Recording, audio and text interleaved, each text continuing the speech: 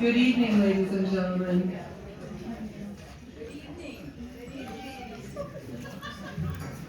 My name is Elizabeth Van Ness, and I'm the moderator for this forum sponsored by the League of Women Voters of the St. Petersburg Area.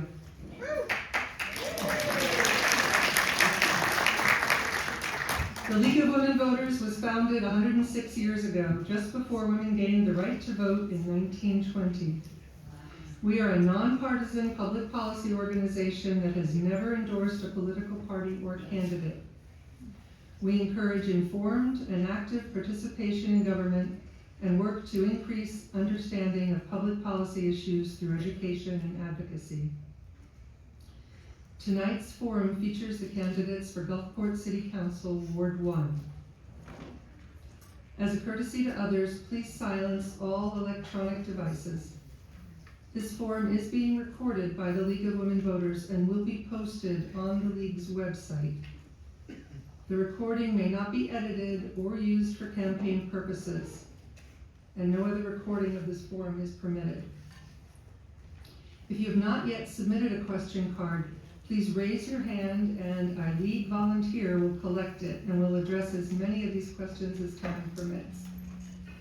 Do we have all the cards? Please note that this is a forum and not a debate. The purpose of this forum is to provide candidates with an opportunity to present their views on issues of concern to the Gulfport community. Interruptions and personal attacks are not permitted. Each candidate will have 2 minutes for an opening statement. We'll then pose the same questions to each candidate. Candidates will have 2 minutes to respond to each question.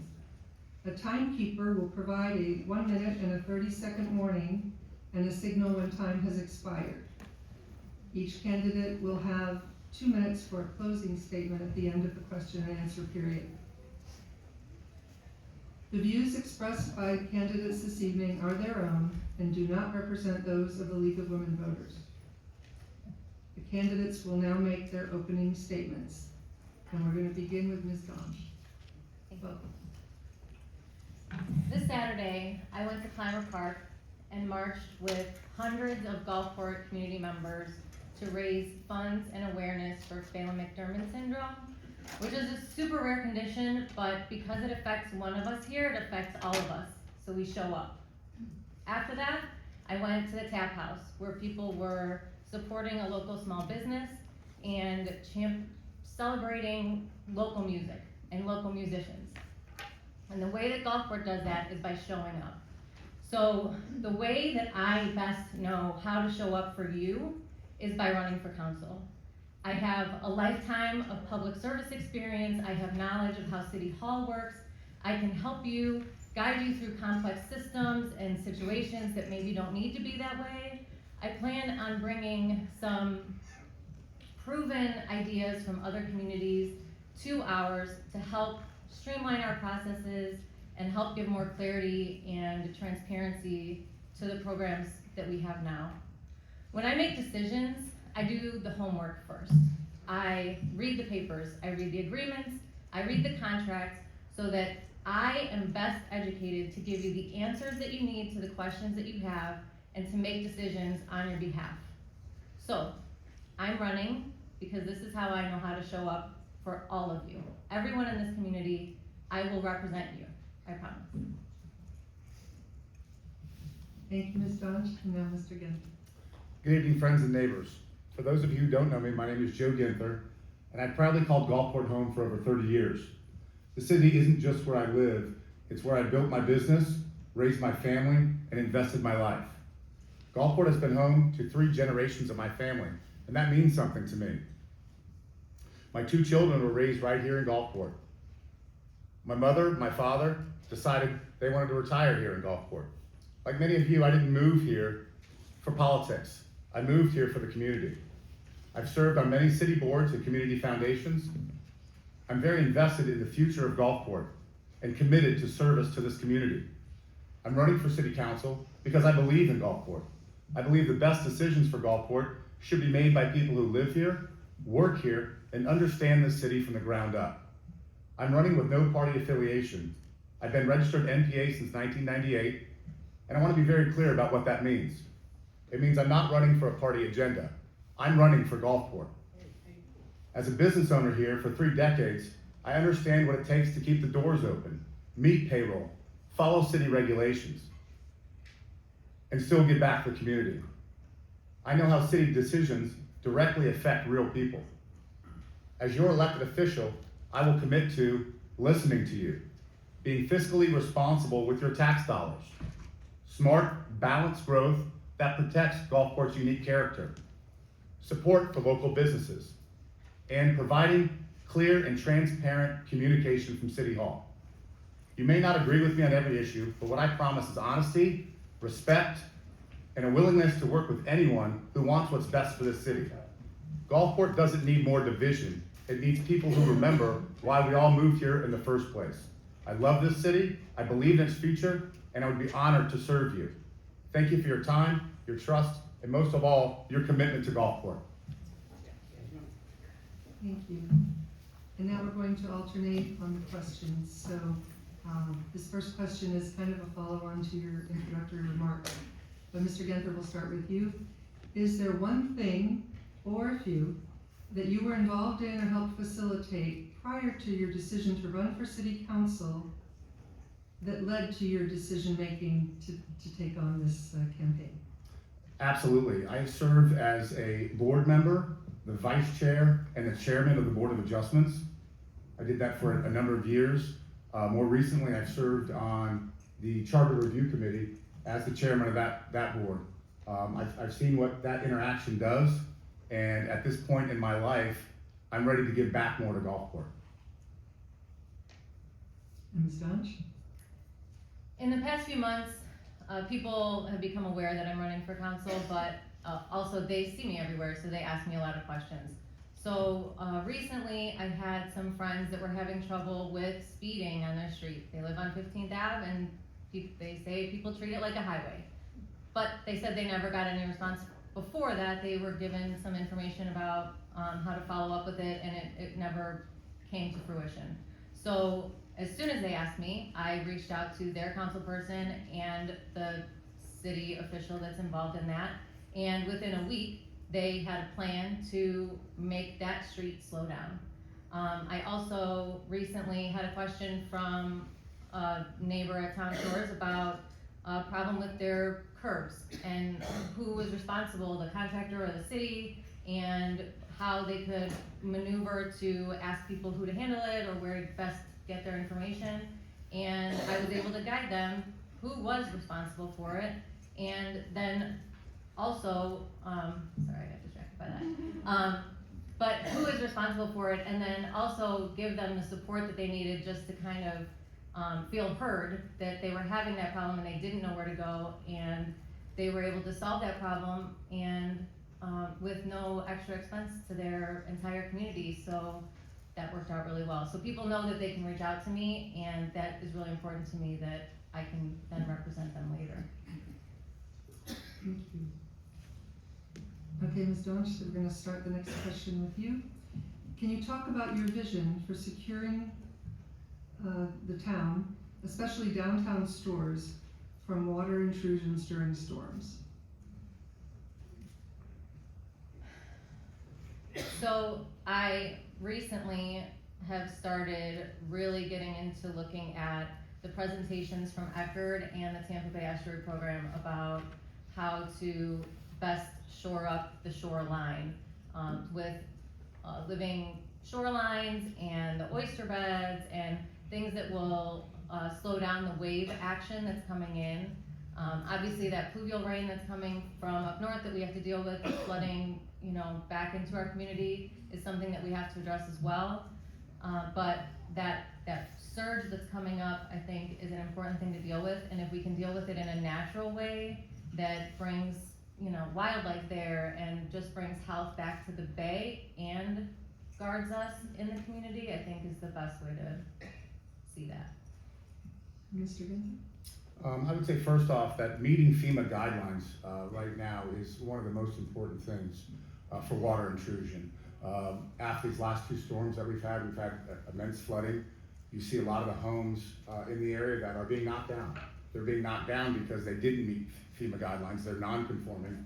I happen to own 2 of those properties in that coastal area that are non-conforming, and that did get flooded. The answer to that is you see the houses now that are being raised up to meet the FEMA guidelines. FEMA guidelines won't insure a property on the ground level, and we are a coastal community, and flooding's gonna happen, and we need to address that. And in order to do that, there's 2 options. You flood-proof your property, which is costly, or you raise it, which is costly as well. But that FEMA guidelines are set in place for that reason, and we need to, Gulfport's done a great job of sticking to those. I know I had a building permit in place before the hurricane. We got flooded, they immediately pulled my permit, and I had to file an appeal to get it back. So following those guidelines is the thing to do and move forward. Okay. So Mr. Guenther, we'll start with you now. Some residents are operating lawn businesses out of their homes and parking large trailers and trucks on city streets. What can be done? That's a great question. I'm not aware of any issues with that. That hasn't been brought to my attention, but obviously it is because of the question being asked. There's things that could be put in place for that, which would be ordinances that wouldn't allow commercial vehicles parked on a city right-of-way. And that ordinance would have to be gone through and looked at from the city and heard from the residents on that. And that's the biggest thing, is the residents' input on that ordinance and get the feedback from them. Ms. Daunch? Can you repeat the question? Yes, some residents are operating lawn businesses out of their homes and parking large trailers and trucks on city streets. What can be done? That's why we have code enforcement and the police. So if you're having a problem in your neighborhood, that's what they're there for. And as long as it's an important issue to you, it's an important issue to them. So if you're having a problem and it's happening in your neighborhood, you should contact the appropriate person. If that's code enforcement for trailers that maybe are parked in the yard where they're not supposed to be, or not parked in the correct direction that they're supposed to be in the yard, or stored in the front instead of in the backyard, that's code enforcement. If there's a police issue with a vehicle that's being parked for too long at a time, or being, parked on the street in some way that's not appropriate, you can contact the police and they'll respond. So I don't think we need to rebuild the wheel on that. Just contact the appropriate authority to handle it for you.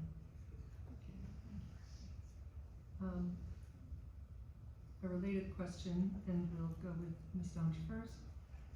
Illegal dumping in alleys is an ongoing concern in Gulfport.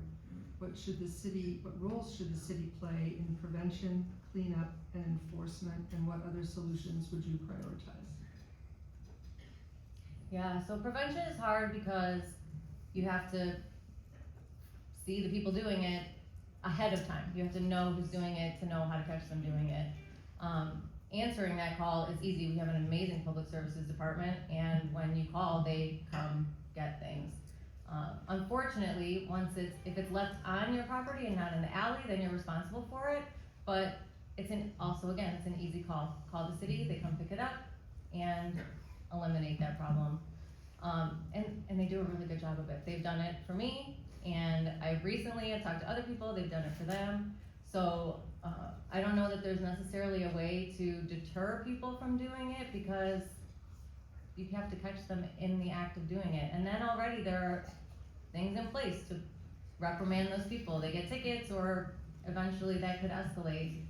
And you follow up with those. If it's a company or somebody that's dumping all of the time, then you can follow up with that and escalate their reprimands and how they're being punished. But I think the systems that are in place handle it really well. I think within that question, the answer lies there. It's called illegal dumping because in fact it's illegal. So if it's illegal, that means we already have an ordinance in place to enforce it. Those ordinances would need to be enforced, and that's tough to do. Tough to do when someone dumps something on your property and we don't know who did it. With this day and age, with security cameras, and everyone has cameras everywhere, that's one avenue to go, is to look at security footage. I know we do that all the time with problems that we have, and enforce the ordinances. Our code enforcement does a great job, and our police do a great job, and just keep on top of it. Mr. Guenther, what steps do you take to research a problem? I listen first. Listening first is the key. I've been in business a long time. I've roughly 80 employees now, and problems come up. And you have to listen to that problem, take it in, and research it. Researching it is a big issue with problem solving. First thing is, though, is to recognize the problem and accept that there is a problem and deal with it accordingly. Daunch? I'm sorry, can you repeat it again? What steps do you take to research a problem? Thank you. So I read everything. If you come to me and you tell me that there's a problem, I am reading every background information on it. Even if it's not a problem, if it's just a subject that's gonna come up, like at the council meeting that they discussed the assistance with the county where they're signing up for hurricane assistance, so that they're prepared when a hurricane comes. And there was a contract brought up that the information that was provided to the council, the information that should have been provided to the council, I had, but they didn't have. So I did the research to know who the best company was and questioned why the decision was made to go with which company. So I look at every single resource that we have to research every single option to make sure that I can give the most educated, practical answer for the question that you have, the problem that you have, or any issue that might come up. I'll start with you for this next one. How do you feel about partisan issues taking up time at our council meetings? So national politics, there's not really anything that someone at the local level can do within our local government to affect that. I understand that public comments are necessary, and I think there should be more opportunities for those public comments, and people should be able to say what they want in a public forum for everyone else to hear. And I don't care how long that takes, even if it's a national issue. You come out, you say what you wanna say, and you should be able to say it for the entire 3 minutes that you get to say it. Having said that, the issues that actually are brought to the council should be addressed as local issues only. There's nothing that this local council can do to create an ordinance or make a rule or tell someone to do something that has any control over the national political arena. So we need to make sure that we're not trying to address things that are larger than us, but we should absolutely listen to what everybody has to say about them. Mr. Guenther? We are our council's a non-partisan council. We have enough issues in Gulfport. We need to deal with those issues in Gulfport and not necessarily national politics, unless it's gonna come down the pipeline. If it's a state mandated thing that's gonna come down the pipeline that we see coming, then of course we have to deal with it, but our focus should be on local politics and what's best for Gulfport. And Mr. Guenther, what strategies should the city of Gulfport pursue to increase the availability of affordable housing? Affordable housing is difficult, and part of that problem is because Gulfport and Florida altogether, they've become such a desirable area to live in, and that's what drives the pricing up in Gulfport. I've seen it I have a commercial property on Beach Boulevard that we've turned into an Airbnb, and the pricing of that, the demand of it is so high that drives the price up. And so to have affordable housing, it's a supply and demand issue on that. I know our employees struggle with it, that are minimum wage employees. They struggle with affordable housing, and it's an issue. I think we need to look at what other municipalities do to challenge that and to redirect it and look at other avenues for affordable housing. Ms. Daunch? Yeah, the housing market is obviously, once again, something that I can't control. It's amazing to live here, everybody wants to, so everybody's gonna come here, it's gonna get more expensive. However, there are resources available to help people stay in their homes, the people that are here. Also, the county has first-time home buyer programs. There is the SHIP program that helps people with staying in their homes and affordably repairing their homes so that they can stay there longer. My Safe Florida Home gives you $10,000 to get your house readier for hurricane season. And a roof is, I mean, my roof was $15,000 and My Safe Florida Home gave me $10,000 to pay for that. So, you know, when you're coming down to it and you're looking at your budget and you're like, man, if I gotta get my roof done, I'm not gonna be able to pay for something else that's really important to me. But if you have this resource available to you, that you can go out and get money to pay for that thing that you need so that you can have the money to pay for the stuff that you want. It's not necessarily about the actual house being that affordable, but being able to stay in it and maintain it affordably.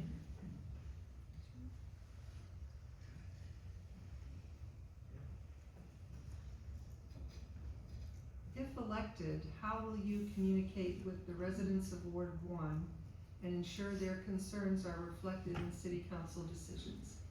Ms. Daunch? I am 100% always available, and I'm always around. So if you see me somewhere and you have something you want to talk to me about it. If I'm out walking my giant dog down the street, he's super friendly, you can come up and pet him and we can have a chat about whatever it is. If you see me out and about, stop me and talk to me. I am 100% always available. My phone, everybody has my phone number, people call me already.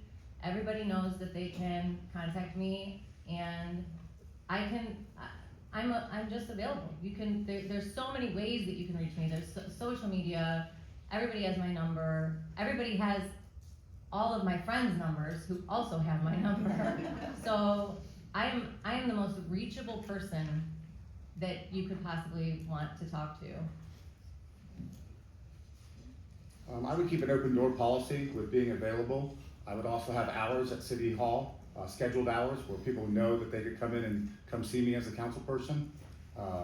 Also would be available through social media, email, telephone. I've been reached out to several times throughout this campaign on social media, and it's amazing the people that are using those tools this day and age to get to people. I'm at my office every morning. I have folks come by there every morning to talk to me about issues. I had a citizen come by last week and was having a problem with a building permit. She said, I don't know what to do. I guided her director that morning while I was at work and helped her out, and she texted me today and said, I got my building permit, thank you very much. And so that would be just an open door policy in talking and communicating to anybody that needs help in Gulfport. And Mr. Guenther, will you be able to attend daytime meetings? Absolutely. My schedule with what I do, I'm self-employed. I make my own schedule, and I'm almost semi-retired at this point. I'm trying to be more, and I have a lot more time on my hands for daytime meetings. My daughter is 17. She is off to college this summer, so I'll be an empty nester, which is a little concerning, but she's doing great. And so I do have that time on my hands, and I would be available for daytime meetings all the time. Ms. Daunch? So I work full-time for the city of St. Pete Beach, and one of the proven ideas that I really like about them is that they have a huge work-life balance appreciation. So if your schedule needs to change to take care of your family or take care of some other business that you have or whatever that may be, they allow you that freedom to come into work early one day or change your hours or change your days, as long as they know that the job is being done and that their citizens and their residents are being taken care of appropriately.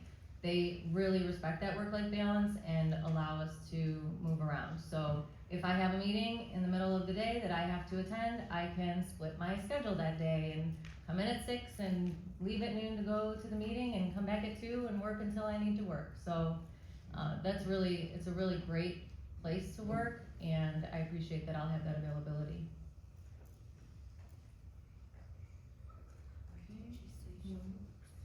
Ms. Daunch, if pending state legislation results in reduced property tax revenues for Gulfport, what alternative revenue sources or budget adjustments would you support and why?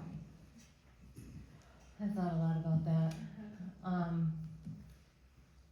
So, you know, the way that we pay our property taxes now, they go to someone else, and that person, that entity decides what money comes to us.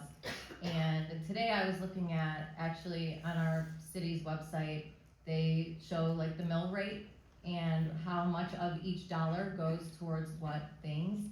So, it's kinda cool, if you look at it, they have really good graphic of like a dollar bill and divide it up to show you actually how much each thing is. And I feel like our property taxes, while now they go to the county and get trickled down to us, we could build some type of similar structure that would go directly to the city for us to manage, because we can responsibly manage our own money instead of having it come from somewhere else. If those come through literally direct type of assessments, like a police fee or something like that, or if it just comes in the, style of average for, if we have 9,000 homes or 10,000 homes and each one of those properties is equally assessed something to make up the difference, or if you base it on what your property taxes are now and pay something like that based on COLA and raise it every year. I feel like there's a lot of ways to make up the same amount of money that we could work with and like get started and then make decisions that are, good for everybody. Okay, Mr. Guenther? Property taxes fund essential city services, including police and fire protection, stormwater, infrastructure, roads, and our parks. Currently, we take in about $7 million from property taxes. If we lose our homestead, half of our homes in Gulfport are homesteaded. So we're talking about a $3.5 million deficit that we'd have to make up. To address this, the city would need to explore all other federal, state, and county funding sources and carefully evaluate spending reductions that could be made without jeopardizing our core services. Right now, we wouldn't want to. Gulfport provides so many things. Our police department is awesome. Our fire department's awesome. I've been around long enough when we decided that we did a budget cut and we wanted to get rid of our police dispatch, and everybody thought that was a great idea.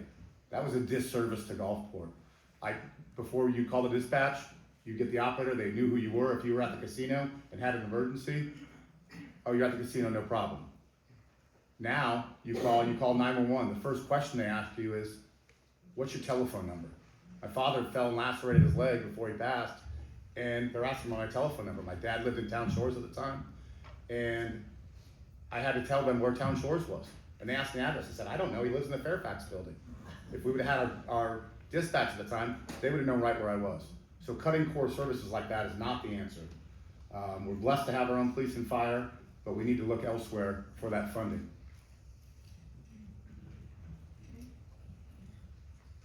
Mr. Guenther, you each bring different kinds of experience to the table.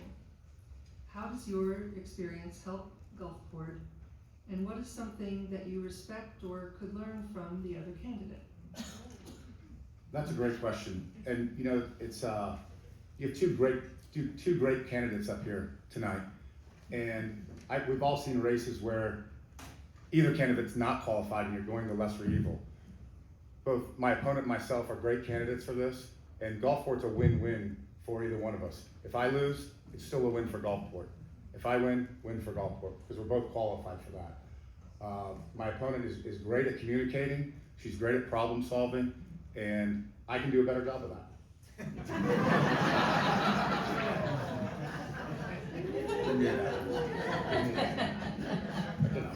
Ms. Daunch? Repeat the question. You each bring different kinds of experience to the table. How does your experience help Gulfport, and what is something that you respect or could learn from the other candidate? So obviously, as I've said before, I have a lifetime of public service. I devoted my career to answering 911 calls, so I know why they ask you your phone number first. But I have a lot of experience with emergencies and FEMA training, and I know how to run an emergency operations center. I know how to talk someone down off of a bridge, literally. Like you said, I am a great communicator, and I know how to reach people where they are. So I really value being able to explain things to the community in such a way that they can understand it.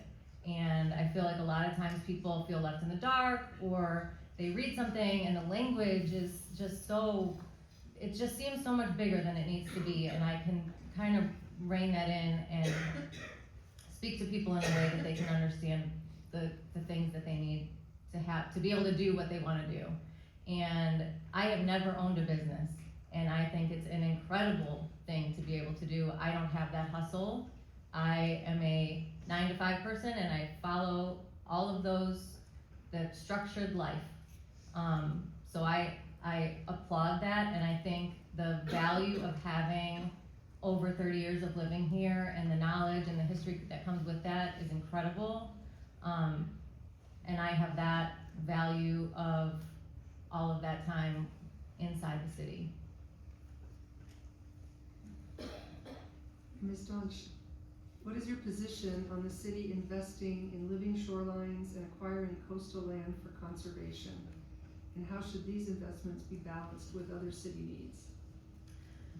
I love the idea of living shorelines. I have been researching it like crazy lately. I did a golf course grassroots cleanup, and the Eckerd students were there, and Amanda Haygood was there, and they were presenting all of this really great information, and in a way that made it exciting and fun to hear about. They had a wheel where you could win a prize if you answered a question correctly, and it really was exciting to get to learn about it. So I want that very near the top of the list of things that we should be interested in having done.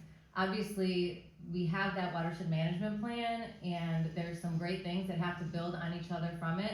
But I think that these living shorelines and the resources that come with it, all those people are already doing it, and it's already proven from this Tampa Bay Estuary program that they work in our area. So having all those people and all of their passion and excitement about it will be so great for us. And then we can also be dealing with the millions of dollars of infrastructure and all of the things that come along with that vulnerability assessment. And but I think they can work together. I think we can do them kind of at the same time because of all of those other outside resources that are available to help us with that. Mr. Guenther? We are a coastal community. We are a gateway to the Gulfport. Living shorelines are a very important, vital part of keeping the shoreline clean. And I'm an avid boater, and I believe in the living shoreline. And the diversion of the rainwater and the rainfall is important. We need to look at all that, and the maintenance and debris removal and expanding green infrastructure such as bioswales and permeable surfaces. And we need to get behind the living shoreline and do everything we can for Gulfport to save the shoreline. Mr. Guenther, what do you see as the biggest challenge facing Gulfport over the next 5 years? And what role should the city play in addressing it? We talked about one of them earlier tonight about losing our property taxes and how, if that does come to effect, what we do with that. I've already touched on that about getting federal and state and county funding to make up that difference. And secondly, infrastructure for strain and flooding, and the storms threaten our homes, threatens our roads and city finances. And how do we pay for that? I propose continuing stormwater improvements and aligning capital planning and securing federal, state, and county funds to pay for that. Right now, we know what the storm study has done on our drainage system, and we know what it looks like. The question is, how do we pay for it? And that's what we need to, that's the biggest thing that Gulfport needs to figure out right now, is how to pay for it and how to make that happen to improve the drainage. Ms. Jones? Sorry, can you repeat again? What do you see as the biggest challenge facing Gulfport over the next 5 years? And what role should the city play in addressing it? So, I have said before that I think that the flooding and our vulnerability in that aspect is number one, and I'm glad that this has come up already before I'm elected because people are already working on it. So I'm gonna be able to get in, and it's already gonna be going, and there will already be established ways of maintaining what's happening on a schedule. I liked when they gave the presentation that they gave it in a stepped way. So you know that if you do this one, then you can do the next one. And it doesn't make it seem so overwhelming that they're, recommending these hundreds of millions of dollars worth of things, or I don't remember, I don't think it was hundreds of millions, but it was millions of millions. And that seems really overwhelming, that's a huge number. But when they break it down into those digestible parts, and you're able to know that, like, all right, well, if we're doing this one, then we can do the next one next, and then that one will build on the next one, and then we'll be ready to go. So I think that that's super, super important and really great that it's already in progress and I can just participate in how it continues. Ms. Daunch, this is our last audience question. Why is it taking so long for the casino to be opened? Oh, I know, I want it back too. It's historic, and the lady who sits next to me at work actually is the historic preservation person for the city of St. Pete Beach, and to listen to the passion that she has is incredible. But it's historic, and there are certain different things. It's not just like our houses that we can put in like LVP and put up drywall and paint it and just make it look brand new again. The flooring is, you can't replace that flooring, it's just invaluable. So there's so many things about it that are so classic and so appreciated by the entire community. It has to be done right, and it has to be done within the rules of it being a historic building. So it's not just like our regular houses that we just can get a permit and work on. They require a lot of extra effort and research to make sure that it comes back in the way that it was, and in a way that can be utilized for a long time. So we can't just build it right back where it was. It has to be readied up and shored up for the next time we might have to look at some danger that's coming to it. Mr. Guenther? So our casino was damaged over the 50% FEMA rule. So a typical property that is damaged over that rule, you would have to tear that structure down and build it to current FEMA standards. The way around that with the casino is that it is designated as a historic building. So FEMA guidelines, when it's a historic building, FEMA is actually the one that oversees that historic reservation and that historic rebuild. So there's a lot of hoops to go through with FEMA. I've been through them myself with the 50% rule, and rebuilding the casino is gonna take some time. It's gonna happen, and they're gonna do it with that historic designation, but to get that historic designation, that takes time. It takes effort to get in through the history of that building. FEMA looks at everything to make sure that meets every criteria to meet the FEMA guidelines as a historic building. That takes time. Once you get through that hoop, then you gotta jump through the hoops of engineering. That building's built on pilings. Those pilings were just redone right before the hurricanes, but there's a lot of engineering that has to be stamped and sealed to meet today's wind code and hurricane codes. Great. Now we're gonna move to their closing statements. And based on the coin toss we did prior to this, Mr. Guenther, you're going first now. Okay. The city has given my family so much: friendship, opportunity, and a true sense of belonging. Gulfport helped shape who I am, and now I want to give back in a bigger way. I'm not running for a title or for a party. I'm running because I love this community and I believe deeply in its future. I'm honored to be endorsed by the Police Benevolent Association and Pinellas County Firefighters, organizations that put service and safety and community first. I may not have all the answers tonight, that's for sure, but I promise to listen, to learn, and to work hard every day on behalf of this community. Because leadership isn't promised, it's proven through years of service and action. I would be honored to earn your trust, your support, and your vote. Let's keep Gulfport the special place we all call home, and let's do that together. Thank you. Ms. Daunch? I really appreciate that I was able to be here tonight. I love that I get to share this time with you guys and connect with you guys and answer the questions that you all have, because that is why I'm here. I'm here to make sure that every person in this room feels like they are heard and represented every day. So throughout the course of answering these questions, I hope that you were able to see that I research everything. When you ask me a question, when you look for guidance, when you're having something that you think could possibly come up, I'm gonna do the research. I'm gonna work for you, and then I'm gonna show up for you, and I'm gonna give you the best research that you can have so that you can make good decisions, and that way everybody can be more part of the community and just be with each other and know that the information that I'm giving them and the way that I'm showing up for you is the way that I'm showing up for everyone. Great. Thank you to the candidates for participating this evening and for their commitment to public service. We have a few reminders for the voters. Gulfport elections are citywide for all wards. So we have a Ward 3 conversation coming up, and we want to make sure you stick around for that. Please contact the Pinellas County Supervisor of Elections to ensure that your mailing address is current if you vote by mail. Vote by mail ballots are not forwardable. And Florida law also now requires voters to request vote by mail ballots after each general election. So if you haven't requested a vote by mail in the last 2 years, please again contact the County Supervisor of Elections.